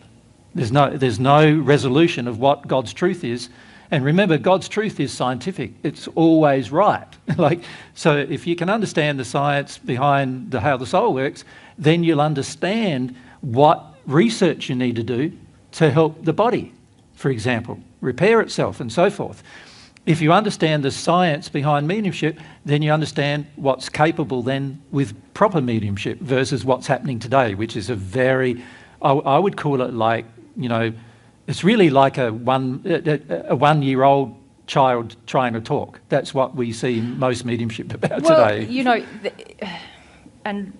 we could go into a whole discussion about mediumship here, but, you know, a lot of people have so little faith on Earth that just the proof that life exists, that life continues after the passing of the physical body, that is all people are really interested in, and that's like wowing for them. Yeah. You know, but that's for nothing. us, that's nothing. You know, that's like, okay, but that's let's the get on baby to talking, you know? Yeah, get on to the important matters of what is that life like, and how does this life on Earth affect that life, and those things. Yeah. And so I think that so what I was saying, the principle that I just talked about getting the science behind things, it's a very important thing. What we're trying to do is we're trying to teach you the science behind love, behind faith, behind truth, behind humility.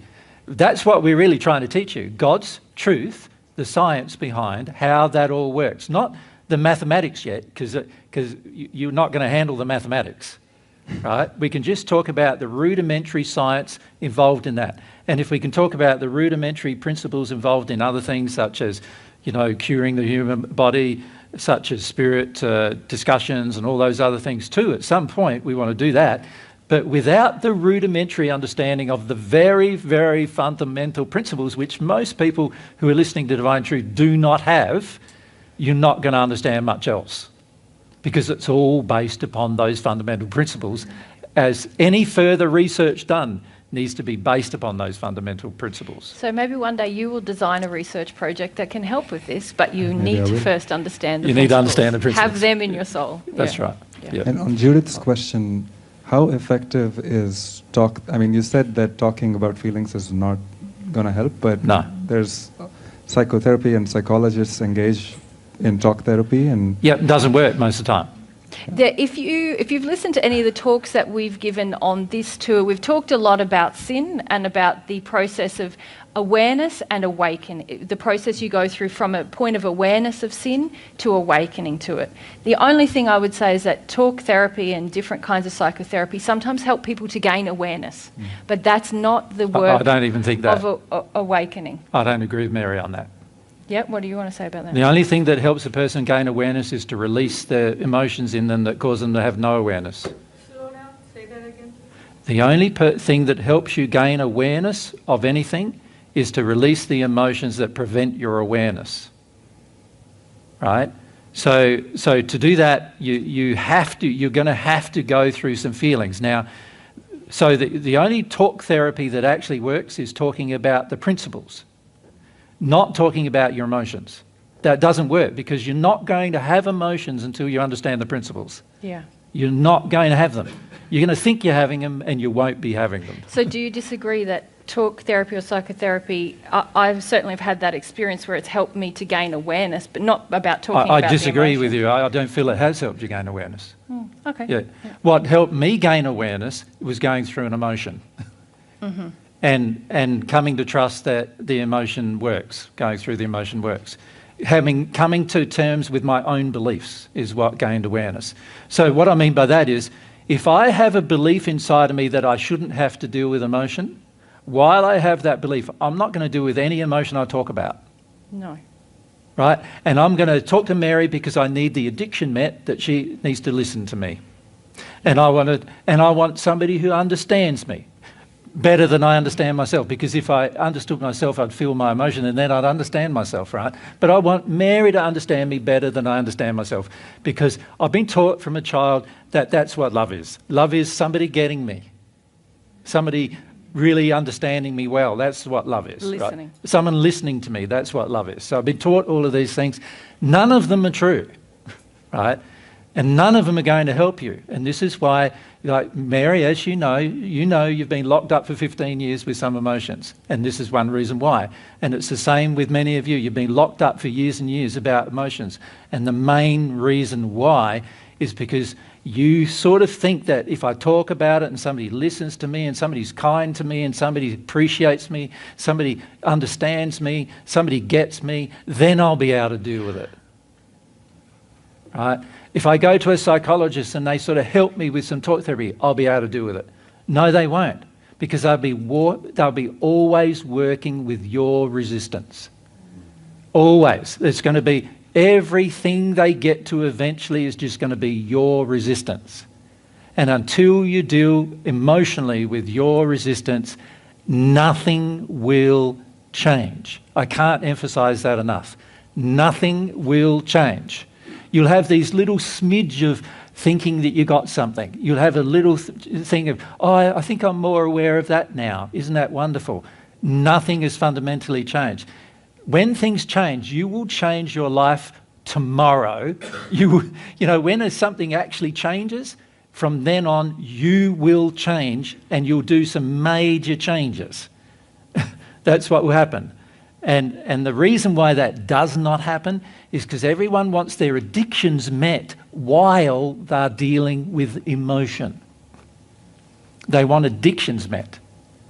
And every one of these things of needing someone to hear me and needing to talk to somebody and needing to express myself to somebody, needing that they get me, needing that they understand me, all of these things are not going to help you. Not a single one of them has helped me. This aspect has helped me, though. Yes, somebody Receiving sharing truth. the truth with you helps Yeah. you, but even then, you won't accept that truth until you deal with an emotion. Yes. Even then. Of course. So there's many, many truths I have shared with Mary over the years, and she still does not accept many of them because the emotion hasn't been addressed. Right? Certainly, but Isn't that there are true? certainly, Yeah. but the certain without the presence of truth, there are certain things that I would never have. Yeah, but that's not talk therapy, is it? See, talk therapy is where you listen Yeah. to somebody and you talk to them. You listen to Well, I somebody, you talk guess to them. yeah, it's how you define it. No, yeah. that's not. That's not the sharing of the truth. The sharing of truth is I tell you the truth and that's it. Yeah. Well, that's the thing that's. And I helped don't me. care about one way or the other whether you hear me or accept it or not. That's what the sharing of truth is. Yeah. The sharing of truth is just somebody telling you the truth and just letting it settle with you. You've got to ponder about it. It's your responsibility to feel it. It's your responsibility to analyse it. It's your responsibility to prove to yourself whether that is a truth or not. Not mine. Yes. So yes, someone sharing love with you will help you. In other words, that they just be loving with you. Someone just being truthful with you will help you. Someone having faith in how things actually work. In other words, being convinced inside themselves, not just faith, like as reality, they know these things work. And if their conviction can help you sometimes, right? But none of that is talk therapy. None of that is, I listen to you. Yeah, sure. Yeah, Sure. it's all yeah. it's all sharing something with you, not listening to you, right? This is how God is with you. God already knows what you feel, so He doesn't even need to listen to you. He's already heard you. He doesn't need to. You don't need. The reason why you talk to God about your feelings is because you're the one who needs to understand them. God already knows them. You're the one who needs to get them. You understand? So one reason why you might share with God in that regard is that you need to understand them. And sometimes I've sat down and just listened to Mary, giving her the gift of my time, and she's explained to me all of her feelings, right? And not because I need to do that, but because I know she needs to do that so that she can understand them, right? But even then, if you don't feel them as you know, you don't really understand them. No. And so at the end of the day, you can talk and talk until you're blue in the face and you won't understand them, right? You only understand them after you've felt them. Yeah, and I think that me talking at you hasn't helped me that much, except in those areas where truth has been given to me or I've felt love from you in that place. But I think we talk less and less about things. It hasn't helped with the breakthrough of many things. Not at all. The breakthrough is an individual process that only a person themselves can have. Yep. And no amount of anybody talking to me has ever helped me have a breakthrough. And also it diminishes the connection, like it diminishes the education you're trying to receive from God. It's actually trying to get, when you're in that addictive state of needing to talk about yourself and your feelings, you're trying to get something from someone on earth rather than be in that relationship with And God. while you're in an addiction, the purpose of the addiction is to avoid the emotion. Yeah. So it's like, I need Mary, if I need Mary to listen to me and I start talking and say, I want to talk to you about my feelings, I'm already not talking to her about my feelings. I'm in the addiction of needing her to listen to me. So I'm not actually feeling that addiction. I'm in it. I am living in it. And so in the moment that I say I need her to listen to me, I'm actually in my addiction. And when she says, no, I don't want to listen to it, I get all offended. And I'm going, I'm now doubly in my addiction. I'm not only now in the addiction of needing her to listen to me, but now I'm angry with her as well that she didn't. Right? And both of those things are not helping me deal with the actual emotion I have. Both of them don't help me.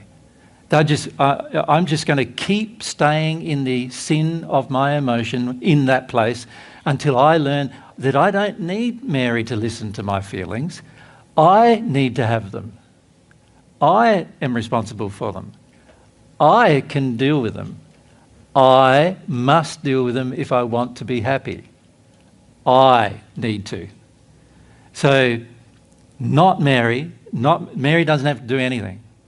Like, She doesn't have to listen to me. She doesn't have to acknowledge me. She doesn't have to validate my identity, validate my life. She doesn't have to do anything for me. And the less she does for me, the more likely I am going to probably deal with my feelings. And the more she does for me, depending on, her motivation, but the more she does for me, the more likely, if my motivation is to avoid my feelings, the more likely I'm going to use what she does for me to help me avoid my addictions. All right? And this is where I feel most people are not hearing God's truth. This is God's truth I'm sharing with you. The reason why I've said it quite so firmly is the average person on earth does not understand it at all. All right? But the reason why it needs to be said firmly is because God is trying to teach you to be a completely self-responsible being. A person who knows themselves, knows their own will, understands it, understands their feelings, understands their emotions because they feel them. They don't avoid them, they feel them. They don't use addictions to avoid them, they feel them.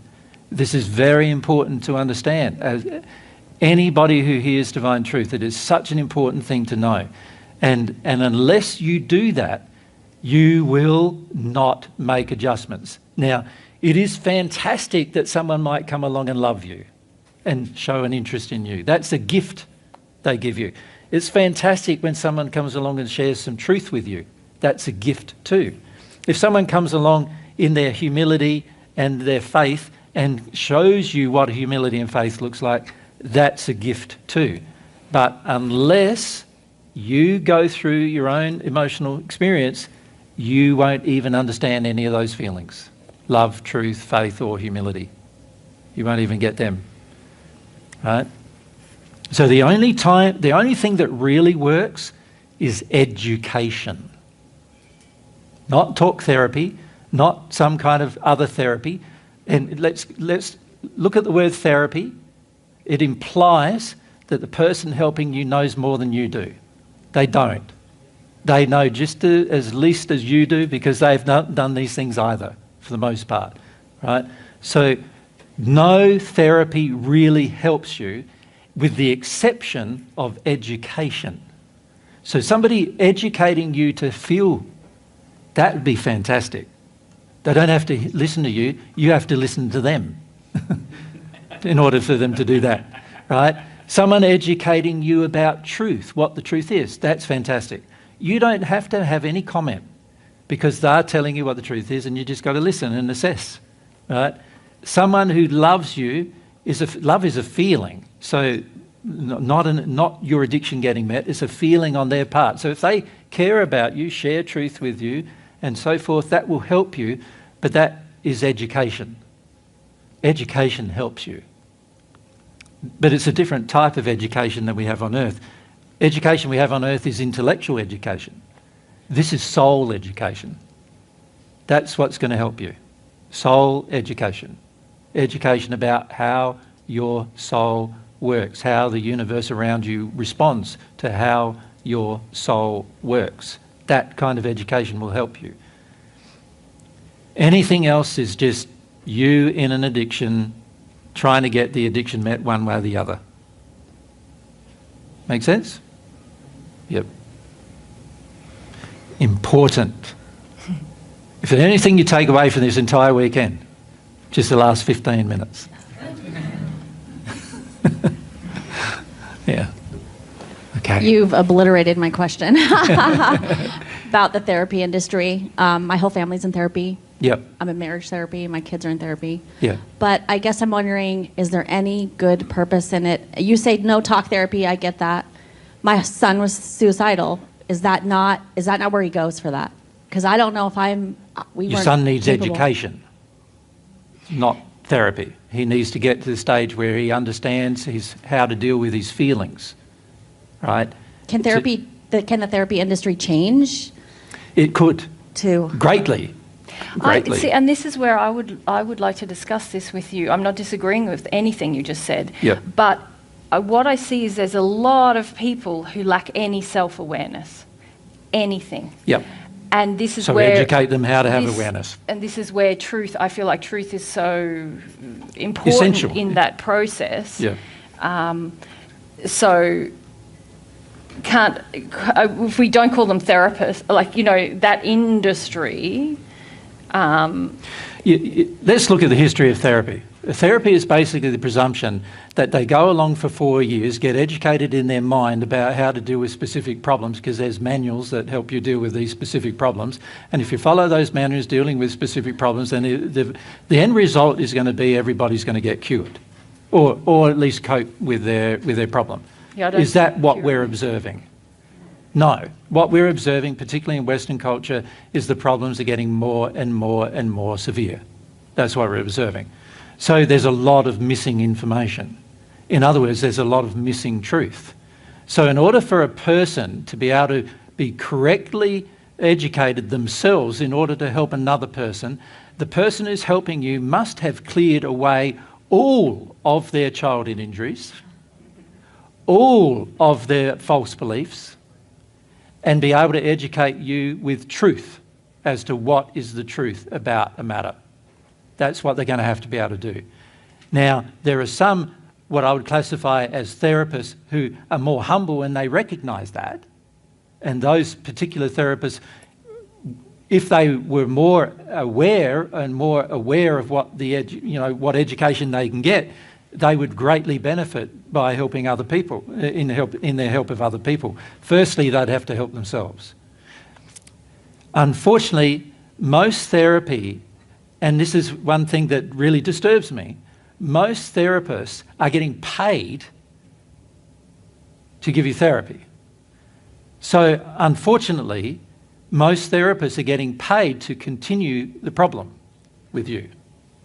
Now, whether that's having an effect on them or not, well, that's up to them to sort out.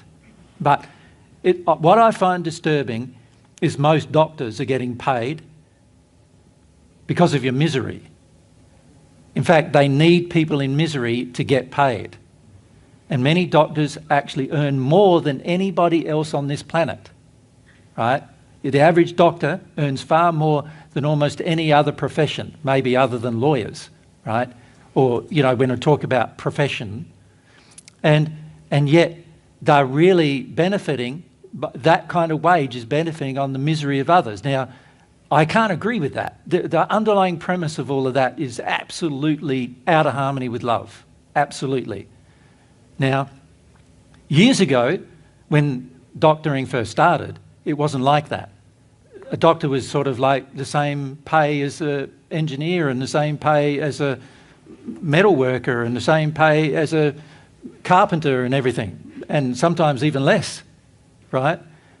But now it's changed in such a way because all of you have a terrifying amount of fear, and anybody that helps you with your fear, you're prepared to reward the maximum amount possible. You understand? Lawyers help you with your fear, so you're willing to pay them $500 an hour. Doctors help with your fear, so you're willing to pay them a couple of $100 an hour, right? Because they help you with what you're afraid of, right? So fundamental problems with all of this system, right? And I could go on for days about the fundamental problems of all of these different systems that we see on Earth. Now, if we look at the therapy system, there's the presumption that the people know what they're talking about in terms of how to cure your problems. And what I'm saying to you is most of them don't, because they do not understand the soul, and they do not understand the spirit body, and they do not understand the spirit world, and they do not understand the person's own emotional psychology. I don't even think they understand how the brain works. Of course they don't. Yeah, the brain is one of the most complex physical organisms in the universe, and it's going to be many, many centuries before humans understand how the brain works if they continue researching it the manner that they are, which is all to do with physical research and not anything to do with the relationship between the soul, the spirit body, and the human physical body. Now, that can all change, but until it does, there's not going to be a huge amount of progress in these areas. There's only going to be progress in the physical, and that's it. And as you can see from the results, that more and more people are presenting at younger and younger ages with psychological problems, to the point of suicidal psychological problems, more and more people are presenting with that, even though there is all this supposed help. Yeah, but that goes back to this. Which is indicating that it's not helping. Yep. That's largely to do. It's largely to do with this, right? It's largely to do with the fact that nobody is getting educated with how the soul works. That they can feel hard things. That they can feel hard things. Nobody has any confidence in that. And most parents, as soon as they see their child cry, they're in distress. The parents themselves are in more distress when their soul cries when the child cries than the child is. I actually think they're in therapy because I don't want to feel. Their Frequently, feelings, that's the 'cause it case. kills me. And understanding that relationship is very important.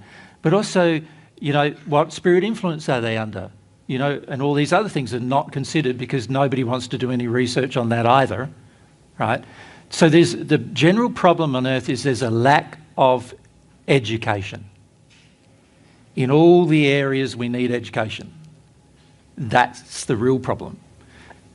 Education is the solution to your problems. Getting more education and understanding how to use it, right? Now that's not going to happen by you talking to somebody, that's going to happen by you listening to somebody.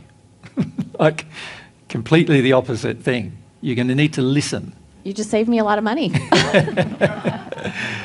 You know, so... But you're going to need to feel some things. Yeah. Yeah. Yeah. I'm not looking forward to it. Yeah, that's right. See, even when people hear the solution, they go, but I don't want to do that. So I'd like to do the other thing. Thank you very much. And that's why we've got the problems we have now, is because the average person doesn't want to... They hear the truth, and even after they've heard it, remember the whole point of this morning was, this question, wasn't it? If I was more principled, what changes would I make? Right? So if I was more principled about my emotion, what changes would I make about dealing with my emotion? Can you see? I would want to deal with it myself. I wouldn't want to dump it on somebody else. I wouldn't want to dump it on my partner or my friends or even on a therapist, really. Like, they've got enough problems of their own, right? So I wouldn't want to dump it on them either. If they're willing to help me with truth, that's worth paying for. Yeah. Right. However, my feeling is the truth should be free. So anybody who's helping with the truth, if they're really motivated truthfully, they should provide it for free. Not charge you for it. They should provide it for free. That's what we do. We provide the truth for free for that reason. Right? So anybody who knows truth, the more they know and appreciate and really understand love, they will want to give it to you for free. Now, you might want to help them out. I understand that. You might want to donate to them. People donate to Mary and I all the time. And that's how we keep living and still doing it for free. But what began first was us doing it for free. You didn't pay me first. You didn't donate to me first. In fact, for nearly 5 years, when I started teaching, for nearly 5 years, I didn't receive a single donation from anybody. Right? We did everything for free and got no donations at all from anybody. Right? So that's the kind of dedication it's going to take. And the person who actually understands truth understands that too. They get that as well. Right? And so this is where I see a lot of problems arise, is that we don't understand many of the principles because we've never been educated in them, and we don't understand the power of them when we live by them. Yep. And that's what we need to learn to do. Yep. Without doing that, you are not going to work through any of your sinful emotion. Any of it. We're going to be talking in 20 years' time and you'll still have not worked through your sinful emotion. Right? Because to do that, you're going to have to be educated, and then you're going to have to personally take action on the education you've received. Nobody else can do that for you. Not a single person. No spirit. God cannot. God will not, because God gave you free will. So God's not going to do it. No person in the spirit world who actually loves you will do it. And no person on earth who loves you will do it for you either. They may educate you, but they're not going to help you do it. You need to do it. You need to even develop within yourself the will to do it for your own sake. Right? This is what self-responsibility means. Right? To be completely self-responsible means that you are developing even your own desire to feel even your own emotions without needing anybody else's help to do so. Now, somebody who comes along and helps you with truth or love or humility or faith, they're giving you a gift. It's a great gift. So I'm not decrying the gift at all. And it's essential when a person gives you this gift in that manner, freely, that you listen for your own sake. Right? But if you don't, that will not be their fault. If no change happens in you in 10 years, that won't be the person who taught you fault. If they taught you truth, it'll be the fault of the person listening who didn't want to apply it. Right? This is what all of us need to come to terms with. We have our life as it is right now because we have either, number one, refused to hear truth, or two, refused to apply it. Make sense? There's no other reason, right? There's truth available to you. It's been available for centuries, right?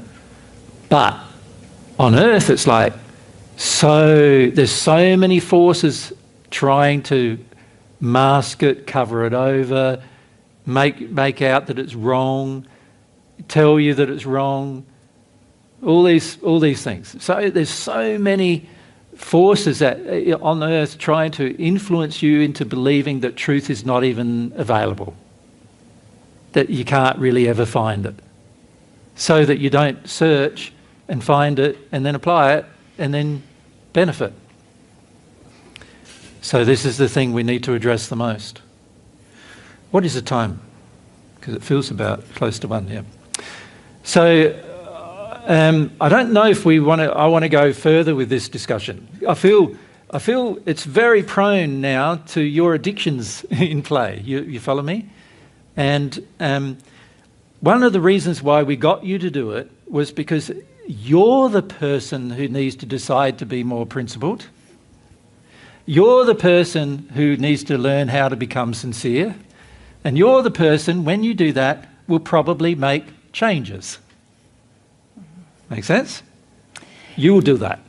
If I could just point out one thing that I noticed with a lot of the answers is that until you are able, a lot of you are sort of speaking like as if principles are just sort of abstract. Oh, I need to heal my relationship with mum and dad. You know, I've heard that. You know, I need to just be more truthful with people. But when you really meditate on this question, reflect on this question,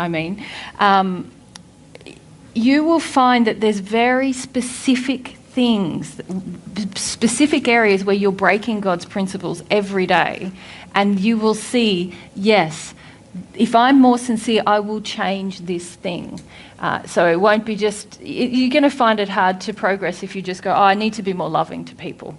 Because that's a great way to sort of let yourself off the hook, because what does that really mean? And, when you get more sincere, you'll be more specific. Yeah. So an example of that is many of you have a coffee in the day, don't you, still? How many of you still have coffee? Yeah, a lot of you, right? So let's be honest, a lot of you have coffee still, tea, whatever. You don't realise that as a substance, it's actually helping you detune from your emotional condition. The purpose of coffee, the reason why it's so worldwide, is because it helps you detune from your emotional condition. That's why it became such a big force on earth. And that's also why tens of hundreds of thousands of acres of land has been cleared, like really forests that used to have huge amount of variety have all been cleared for the sake of coffee, because it helps you avoid your emotions. And as you can see, one of the biggest problems humanity has is I shouldn't have to feel hard emotions. And if a substance, coffee, helps you, you're going to take it while you have that emotion. So the fact that you're taking it is indicative of the fact that you believe this. I should not have to feel hard emotions. I should not have to make hard decisions. People say, but I love my coffee. And I say, no, you don't love it. You're addicted to it. Right? If you could actually feel the physiological effects of it on your body and you were really sensitive to it, you would find that just taking a tiny little bit of it enhances fear to such large degrees that it's so damaging to you physiologically, right? And emotionally, by the way, right? But you're having it because it helps you mask fear with other feelings like adrenaline and the feeling of like being hyped up, right? That's why you're attracted to it. It helps you deny your fear by thinking your fear is something else other than fear, right? That's why the whole world's addicted to the stuff, right? And I understand. I used to have it. I get the motivation, but fundamentally it's because you don't want to have to feel hard things, right? A lot of your fundamental things you do, even at the physical level, is going to be because of beliefs you have. Beliefs you have about your soul. And this is why we need to get on to the topic of what are those beliefs you have about the soul and are they even right, you know? Because if we don't discuss that with you, you're gonna go, well, how does my soul work? Oh, well, it's just this sort of, it's not a furry thing, is it? It's not like an animal, but it's just this fuzzy logic thing, you know, like that some persons come up with as a concept, you know, in history, just to sort of describe myself, without there being any science behind what it actually is and how it actually works. And so the average person, when they hear the word soul, it's just like, oh, now we're talking about some metaphysical New Age thing, are we? Or the word soul is actually mentioned in the Bible, you know, but in the Bible it actually says the soul that is sinning will die. So it actually says the soul can actually die in the Bible, even though the average person doesn't realise that because it's in the Old Testament of the Bible. But there's a lot of references to the soul historically, but nobody really knows anything about it on Earth, you know. Hardly anybody knows anything about it, how it works, how it functions, how it receives, how it gives, what definition it has in terms of how it controls the two bodies, the physical and the spirit body. Most people have no idea about any of that, and the reason then when we feel upset in our soul, we think that a substance in the end is going to solve the soul problem, you know, because we don't understand the soul. No substance on earth is going to solve your soul problems. No drug, no food, no anything. Not a physical thing on earth is going to solve your soul problems. Your soul problems have to be solved by understanding the soul. That's how the problems are solved. Yep. And so, you know, when people say, oh, I really found that ayahuasca helped me to really connect with my soul, what a load of crock of rubbish, you know, like it's really rubbish. It did not help you. What it did, in fact, is damaged your connection with your own soul and actually put you potentially and actually in the command of other people's souls, spirits who helped you connect to your soul now, connect to your bodies, not your soul, and did things to you which had an effect on you. That's what it did. And it reinforced the belief that I shouldn't have to feel hard things. Because any of you who've sat in your resistance realise that that's a pretty hard thing, to seek truth from a point of sin, to deal with get through your blocks to emotion. That feels hard at times. Yeah. And many people take so-called plant medicine to avoid that feeling of, oh, there's work I have to do in order to change my life, to see more truth, to feel better. And many people say to me things like, you know, oh, it's a natural substance, so why couldn't we take it? And I go, what are you talking about? There's plenty of poisonous, actually deadly poisonous natural substances. You're going to take them as well? Like, no, you only want to take the ones that help you avoid hard things. That's what the ones you want to take, right? And this is the trouble. The majority of us are so dedicated to avoiding hard things. Yeah? Time? Yep, time for a break. Time for a break. So we'll be back here at 1:30, starting. Yeah. No worries. Thanks, Boris.